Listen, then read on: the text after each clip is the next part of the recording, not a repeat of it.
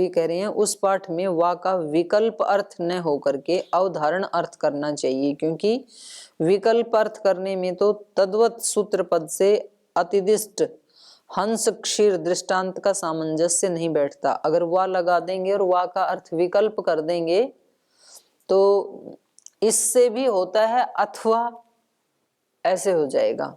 तो कह रहे हैं ये ठीक नहीं है। कारण यह है कि उस अवस्था में सूत्र का अर्थ होगा अथवा लब्धातिशय, जिन्होंने योग सामर्थ्य से अतिशय को प्राप्त कर लिया है, ऐसे आत्मज्ञानियों के योग से, उनके संपर्क से और अन्य व्यक्तियों को भी हेय का हान और उपादेय का उपादान हो जाता है। जैसे दत्तात्रेय के संपर्क से अलर्क को ज्ञान हो गया था। इस अर्थ के साथ हंस क्षीर का दृष्टांत नहीं घटता, क्योंकि लब्धातिशय हंस के संपर्क से अन्य किसी भी प्राणी में निरक्षीर विवेक की स्थिति प्राप्त नहीं होती।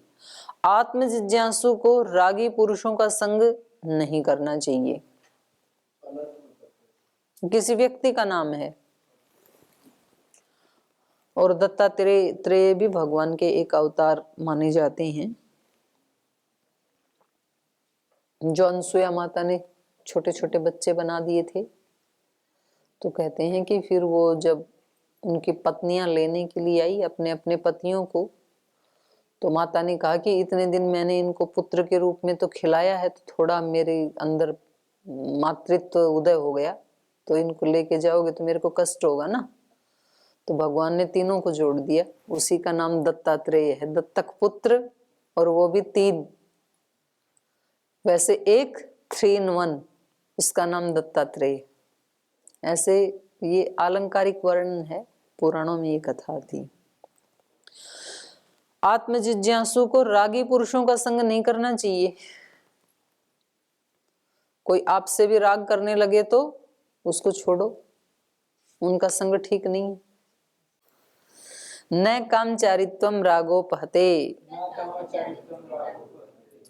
राग आदि से दबे हुए जो व्यक्ति हैं, कामचारित्वम, चाहे जब जाना चाहे जब आना, ये नहीं चाहिए आत्मजिज्ञासु को। राग माने संसार में आसक्ति से दबे हुए व्यक्तियों के समाज में आत्मजिज्ञासु को यथेच्छ यातायात नहीं करना चाहिए। माने कहीं किसी विवशता के कारण जाना पड़ जाए, रहना पड़ जाए, वो अलग बात है, लेकिन जहां तक हो सके बचना चाहिए, यथेच्छ चाह करके नहीं जाना चाहिए। इस बात को बताया गया है कि आत्म जिज्ञासु के लिए एकांत निवास अत्यंत आवश्यक है। एकांत निवास करके भी यदि कोई जिज्ञासु साधारण संसारी समाज में चाहे जब चला रहता है, चाहे जब चला जाता है, मतलब तो एक प्रकार से उसका वह एकांत निवास व्यर्थ हो जाता है कि कुछ दिन एकांत में रहे, कुछ दिन फिर समाज में चले गए अपनी इच्छा से, तो फिर वो ठीक नहीं है। इस सूत्र में अध्यात्म मार्गी का साधारण समाज में निरंतर आना जाना निषिद्ध किया गया है। कभी अत्यंत आवश्यकता होने पर आना जाना पड़ जाए तो उसमें विक्षेप की अधिक संभावना नहीं रहती, और जहां तक और वहां भी जाना आना पड़ जाए तो व्यक्ति को अपने मन का एकांत बनाए रखने की कोशिश करनी चाहिए। तो जहां तक हो सके आत्म जिज्ञासु को संसारी समाज के संपर्कों से अधिक बचना चाहिए। उपलब्ध सूत्र पाठ में इस सूत्र के साथ शुकवत पाठ मिलता है। न कामचारित्वम रागोपहते शुकवत, ऐसे भी पाठ मिलता है, जो यथार्थ प्रतीत नहीं होता। इसके असामंजस्य का हमने सांख्य दर्शन का इतिहास नामक जो ग्रंथ है उसमें विस्तृत विवेचन किया है। मूल सूत्र का पाठ न समझकर हमने उसे सूत्र में नहीं पढ़ा। रागी जनों के साथ अधिक संपर्क क्यों नहीं रखना चाहिए, तो बता रहे हैं, अगले सूत्र में जोड़ दिया, गुण योगात बंधः शुकवत। गुणों के योग से भी व्यक्ति बंध जाता है, तोते की तरह, शुक की तरह। गुण योगात बंधः शुकवत। जिस प्रकार तोता अपने रूप और अपने वाणी आदि गुणों के संबंध से बांधा जाता है, अथवा बहेलिए के जाल या फांस में बांधा जाता है। इस प्रकार आत्म जिज्ञासु व्यक्ति संसारी पुरुषों के साथ अधिक संपर्क में रहने से उनके गुण या राग द्वेष आदि में पड़कर बंधन की ओर अग्रसर हो जाता है। संसारी पुरुष प्रकृति के तत्व सत्व रजस तमस गुणों के अभिभूत रहते हैं। उनके संपर्क में जिज्ञासु भी ज्ञान मार्ग से हटकर अज्ञान की ओर प्रवृत्त हो सकता है। और कुछ लोगों ने इसका इस तरह से भी वर्णन किया है कि व्यक्ति के अंदर जैसे जैसे गुण बढ़ते हैं तो फिर दूसरे लोग उसकी प्रशंसा करते हैं और वो उन गुणों को दिखाने के लिए फिर वैसे वैसे कर्म करता है और फिर बंध जाता है। तो अपने गुण भी छिपा के रखने चाहिए। जैसे कहते हैं जंगल में जो सबसे सीधे पेड़ होते हैं वो सबसे पहले काटे जाते हैं, पीपल आदि, उसमें कांटा नहीं है, उसकी लकड़ी भी कितनी स्मूथ है, प्लेन है, तो जो आग जलाने वाला है उसको कांटा नहीं लगेगा ना। तो वो वृक्ष को उसको आग जलाने के लिए लकड़ी चाहिए, तो सबसे पहले कौन से पेड़ को काटेगा? कांटे वाले को काटेगा या बिना कांटे वाले को? क्योंकि उसको कांटा नहीं लगना चाहिए, तो पीपल को ज्यादा काटेगा। तो बोले जो अच्छापन है, सीधापन है, उसको सामने नहीं लाना चाहिए, नहीं तो व्यक्ति फंस जाता है। अब मैंने तो देखा ही, मैंने जहां बताया गुरुकुल में कि मेरे को गाय का दूध भी निकालना आता है, बोले आप ही निकाला करो, बंद गई। तो इससे अच्छा तो वो गुण ना ही बताते कि दूध भी निकालना आता है। बताया मुझे हवन कुंड भी बनाना आता है, बोले आप ही बनाओ। तो जो जो काम जिसको आता है, मैंने एक दिन आचार्य जी को बताया, उन्होंने कुछ मेरे को काम बताया, मैंने कहा ये काम तो आचार्य जी टाइम तो नहीं मिलता है ना, लेकिन कैसे करें? तो बोले वो तो काम करने वाले को ही काम बताया जाता है, जिसके पास कोई काम नहीं, कुछ नहीं करता, उसको बताता भी कौन है? तो ज्यादा काम किसको बताए जाते हैं? जो सबका कर देता है। तो ये भी एक गुण है ना, और इस गुण के कारण व्यक्ति बंध जाता है। तो इसका ये अभिप्राय नहीं है कि आज से मतलब कुछ नहीं करना, वे तो बंध जाएंगे। हाँ, क्योंकि श्रद्धेय स्वामी जी महाराज का दर्शन इससे बिल्कुल उल्टा है कि सबका करो, खूब करो, दिन भर जितना हो सकता है उतना करो, और फिर उसमें बंधना मत। स्वामी जी का दर्शन तो बड़ा ऊंचा है ना, कि मतलब अंदर से शांत और बाहर से पूर्ण क्रियाशील। बड़ा कठिन है ये तो। और अजय जी उस दिन बता रहे थे अखंड प्रचंड पुरुषार्थ। प्रचंडता है वो अखंड नहीं रहती है, प्रचंडता आती तो है 2-4 दिन, तो उसको अखंड कैसे बनाए? और जो अखंड बना रहता है रिदम, वो प्रचंड नहीं है। तो इन दोनों का मेल ये बड़ा कठिन है। ठीक है, जितना हो करें। तो गुण योगात बंध शुकवत। सूत्र में गुण पद श्लिष्ट है दृष्टांत और दार्ष्टान्त के अनुकूल। इसके रूप वाणी आदि गुण सत्व रज तमस ये गुण हैं। मतलब यहाँ गुण का मतलब क्वालिटी नहीं बल्कि सत्व रज तम ये अर्थ कर दिया। तो ये विभिन्न अर्थ हो जाते हैं। तो सूत्र में बंध पद के स्थान पर कहीं कहीं बद्ध ये पाठ भी उपलब्ध होता है। तो दोनों के अर्थ में किसी प्रकार का अंतर नहीं होगा। अगले 2 सूत्रों से सूत्रकार वैराग्य का उपाय निर्धारण करते हैं। इन्होंने कहा ना कि दृढ़ वैराग्य के बिना ज्ञान उत्पन्न नहीं होगा। हे उपादेय का ज्ञान होगा ही नहीं बिना दृढ़ वैराग्य के। तो वो वैराग्य कैसे पैदा हो, वो वैराग्य कहां से लाएं? दृढ़ वैराग्य। तो ये कह रहे हैं कि ऐसे लाओ, न भोगाद राग शांति मुनिवत। भोगों से राग की शांति नहीं होगी, ऐसे सोच करके वैराग्य उत्पन्न करो। मुनिवत, मुनि के समान। कौन से मुनि के समान? सौभरी नाम के मुनि। तो भोगों को भोगने से कभी राग की शांति नहीं होती। ये कल्पना कि विषयों में आसक्ति विषयों के भोगने से समाप्त हो जाएगी, ये सर्वथा असंगत है। आजकल तो इससे उल्टा ही है ना। आजकल के तो लोग बोलते हैं कि जो मन में कोई वासना है, कोई भाव है, तो उसको एक बार तृप्त कर दो, तो फिर वो शांत हो जाएगा। ऋषियों का इससे उल्टा दर्शन है, बोले नहीं और ज्यादा बढ़ जाएगा। अग्नि में घी डाला तो अग्नि बुझेगी नहीं, और ज्यादा प्रचंड हो जाएगी। तो ऐसे ही ये भी कह रहे हैं, कपिल ऋषि भी कह रहे हैं। विषयों का भोग विषयों में और अधिक आसक्ति को बढ़ाता है। मनु ने कहा, न जातु कामः कामानाम उपभोगेन शाम्यति, हविष कृष्ण वर्तमेव भूय एव अभिवर्तते। जिस प्रकार हवि के प्रक्षेप से अग्नि और बढ़ती है, इसी प्रकार काम उपभोग से शांत न होकर अधिक वृद्धिगत होते हैं। विषयों का उपभोग विषयों को बढ़ाने के लिए अग्नि में हवि प्रदान करने के समान है। तो इस अर्थ को स्पष्ट करने के लिए अनेक मुनियों के दृष्टांत उपलब्ध होते हैं। सौभरी, ययाति, कण्व मुनि, तो इनके कथानक महाभारत में और अन्य प्राचीन संस्कृत साहित्य में भी देखे जा सकते हैं। तो सौभरी का ये बता रहे हैं, सौभरी नामक एक मुनि एक बड़ी नदी के तट पर आश्रम बनाकर निवास करते थे और तपस्या में संलग्न रहते थे। यद्यपि वे योगी और सिद्धि प्राप्त महात्मा थे, पर राग और विषयों की वासना अंतःकरण के एक कोने में बराबर झांक रही थी। एक बार नदी के किनारे स्नान करते समय मुनि ने एक मत्स्य को अपने सहवासी संतति समूह के साथ जल में किलोल करते देखा। उसे देख मुनि की राग वासना उद्दीप्त हो गई और उसने वैसे जीवन में सुख की कल्पना करके एकांत आश्रम वास को धत्ता बताकर दंड कमंडल एक ओर फेंक कर नगर की ओर प्रस्थान किया। राजा के द्वार पर जाकर अलख जगाया और भिक्षा की जगह उसकी कन्याओं को मांग लिया।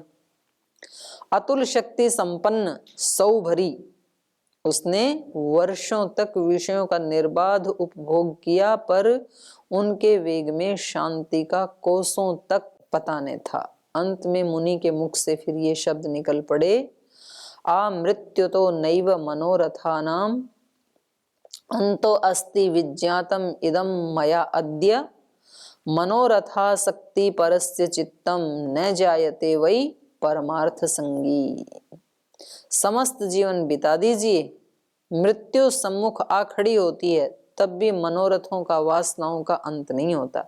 ये रहस्य विषय भोगों में संपूर्ण जीवन बिताकर आज मैंने समझा, लेकिन अब समझा भी तो क्या समझा, तो इतनी पीछे की तपस्या तो व्यर्थ हो ही गई, अब दोबारा उतनी करनी पड़ेगी।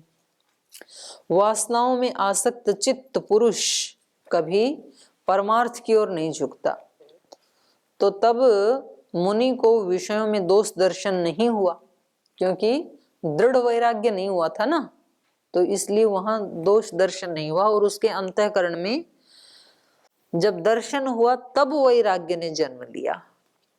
जब मुनि को विषयों में दोष दर्शन हुआ तब वैराग्य का जन्म हुआ।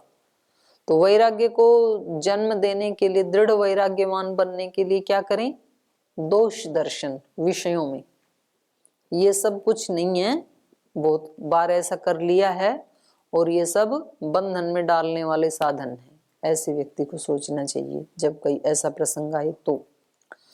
इसी प्रकार ययाति की जीवन घटना का उल्लेख प्राचीन साहित्य में उपलब्ध होता है। विष्णु पुराण में कथा है, नहुस के 6 पुत्रों में ययाति राज्य का उत्तराधिकारी हुआ। विषय भोगरत उसको असमय में वृद्धावस्था ने आ घेरा। अपने 5 पुत्रों को बुलाकर कहा, जो मेरी वृद्धावस्था लेकर अपना यौवन देगा वही राज्य का उत्तराधिकारी होगा। ऐसे बापू का क्या कर ले बताओ।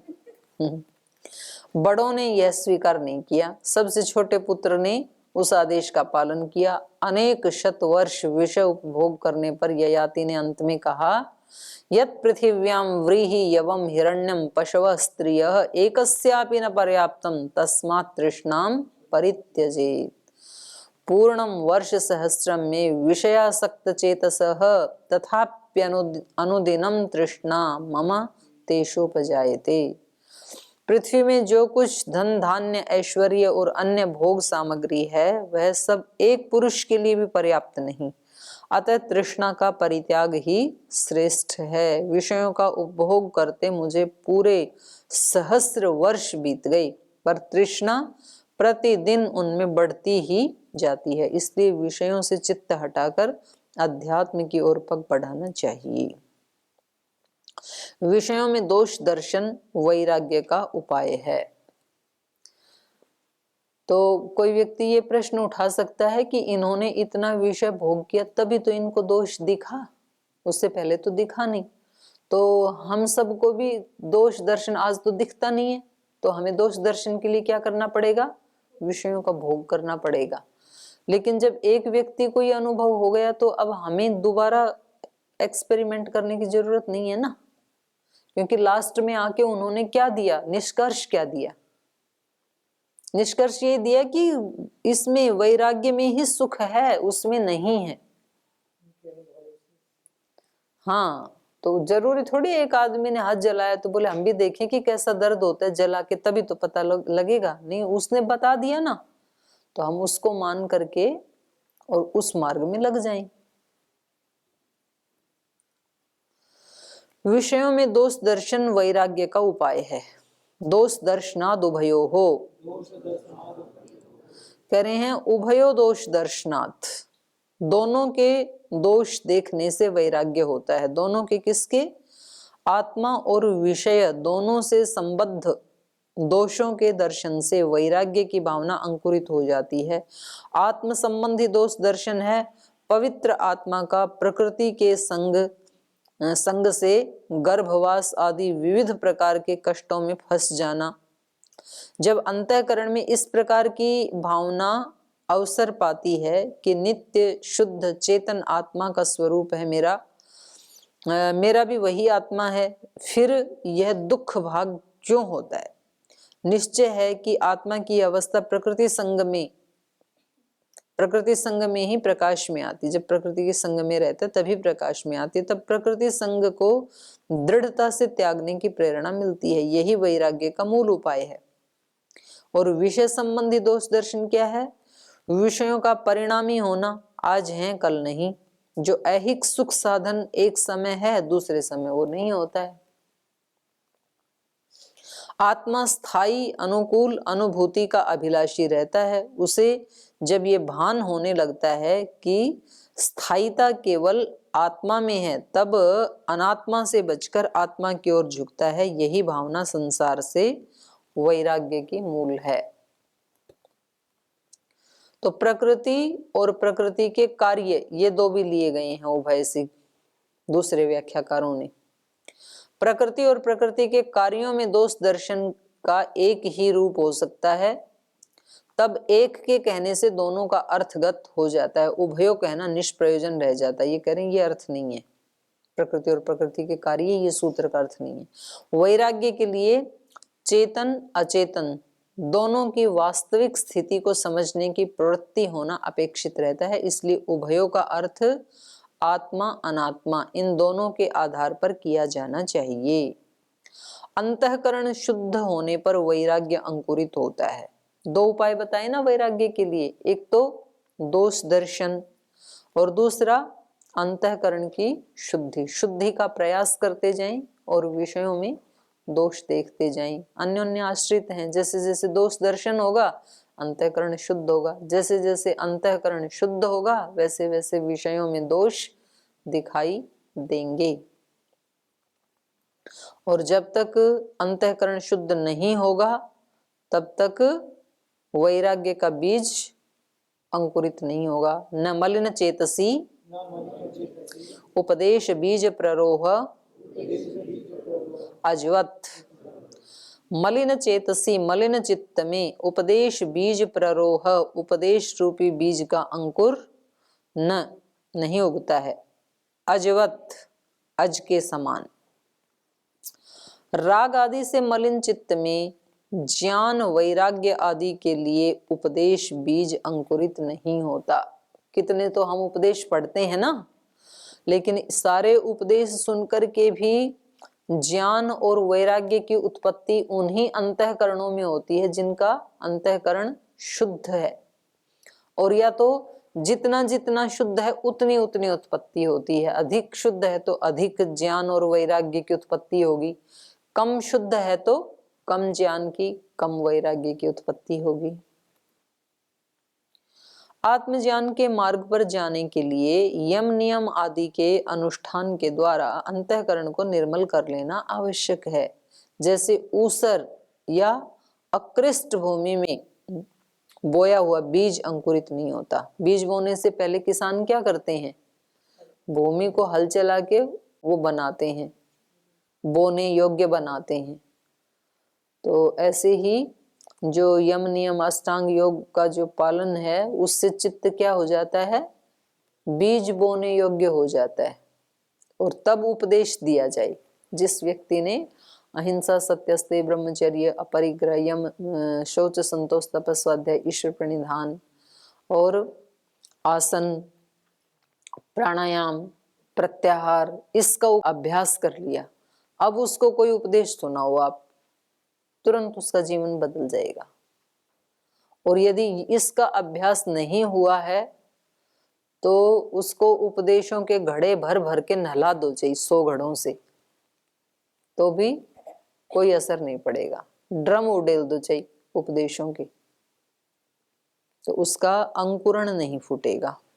राग आदि से मलिन चित्त में ज्ञान वैराग्य आदि के लिए उपदेश बीज अंकुरित नहीं होता। आत्मज्ञान के मार्ग पर जाने के लिए यम नियम आदि के अनुष्ठान के द्वारा अंतःकरण को निर्मल कर लेना आवश्यक होता है। जैसे ऊसर या अकृष्ट भूमि में बोया गया बीज अंकुरित नहीं होता, इसी प्रकार राग आदि से मलिन चित्त वैराग्य आदि के उदय के लिए अनुपयुक्त होता है।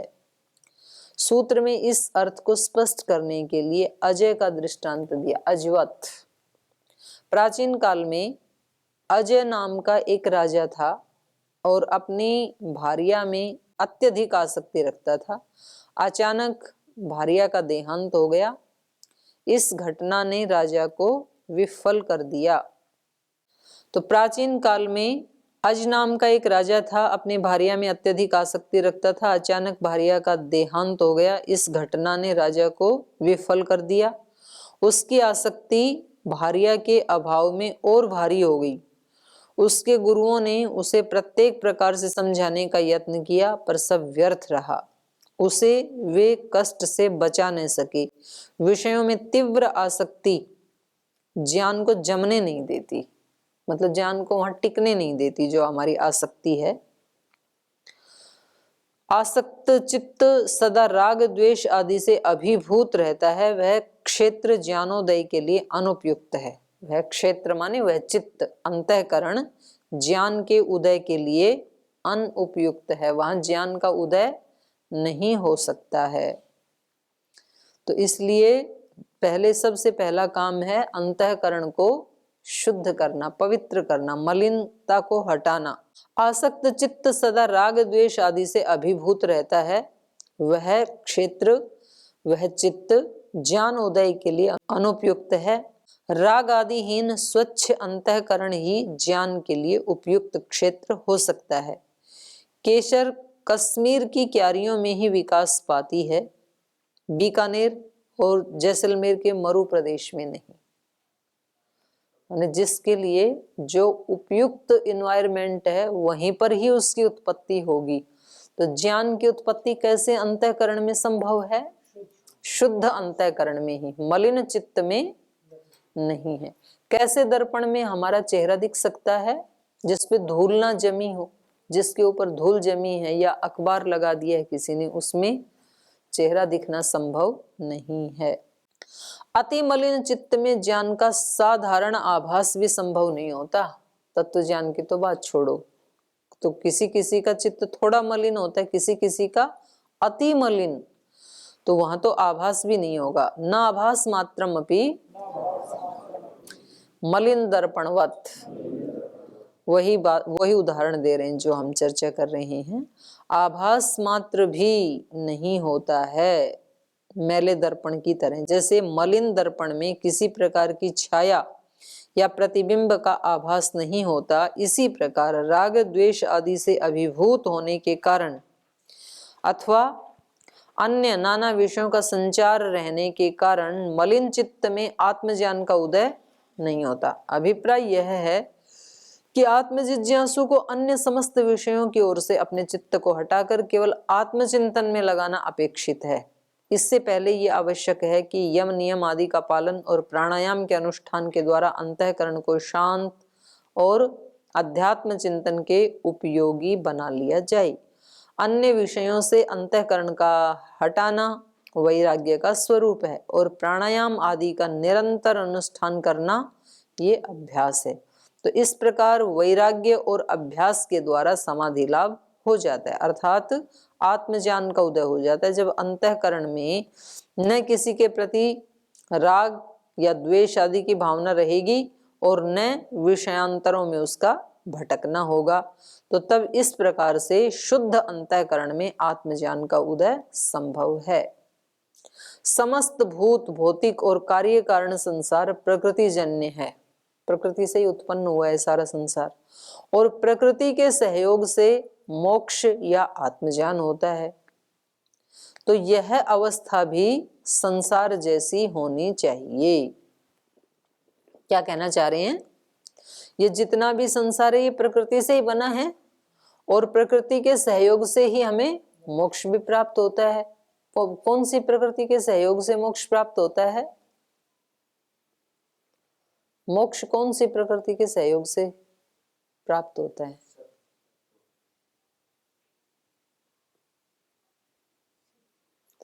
चित्त से ही तो होता है ना, बुद्धि से ही तो, और बुद्धि भी तो प्रकृति का ही एक कार्य है। तो उस रूप में कह रहे हैं कि प्रकृति के सहयोग से ही मोक्ष या आत्मज्ञान होता है। तब ये अवस्था भी संसार जैसी ही होनी चाहिए। माने प्रकृति, एक ही प्रकृति दो तरह के अनुभव कैसे दिला सकती है, बंधन भी और मोक्ष भी। तो बोलिए मोक्ष भी ऐसी स्थिति होनी चाहिए। तो ये कह रहे हैं नहीं, ऐसा नहीं है। न तज्जस्यापि तद्रूपता पंकजवत, बोले नहीं, उसमें प्रकृति से उत्पन्न तो हुआ है मोक्ष, लेकिन तो भी प्रकृति से उत्पन्न होने वाले संसार के भोगों जैसा नहीं है मोक्ष। जैसे कि कमल, पंकज। अब कीचड़ में ही कोई कीड़ा उत्पन्न होता है और उसी कीचड़ में ही कमल भी उत्पन्न होता है। तो कमल तो कीचड़ से बिल्कुल भी लिप्त नहीं होता है और कीड़ा कीचड़ से निकल नहीं पाता है, वो उसी में मस्त रहता है। तो पैदा होना दोनों की नियति है, कीचड़ में होना पैदा, लेकिन दोनों के स्वभाव में अत्यंत अंतर है। एक तो कीचड़ को लेश मात्र भी लगने नहीं देता है। तो इसी संसार में सिद्ध योगी ज्ञानी भी पैदा होते हैं, इसी संसार में उसी माँ के गर्भ से अज्ञानी भी पैदा होते हैं। तो समान रूप से पैदा होना ये नियति है, ये संसार का नियम है, उससे तो कोई बच नहीं सकता। पर सब समान रूप से विदा नहीं होते हैं, विदा सब अपने अपने ढंग से होते हैं, पैदा सब एक ही तरह से होती हैं, महापुरुष भी सामान्य पुरुष भी। तो इसका जो अर्थ है ये कल पढ़ेंगे, आज यहीं विराम लेते हैं।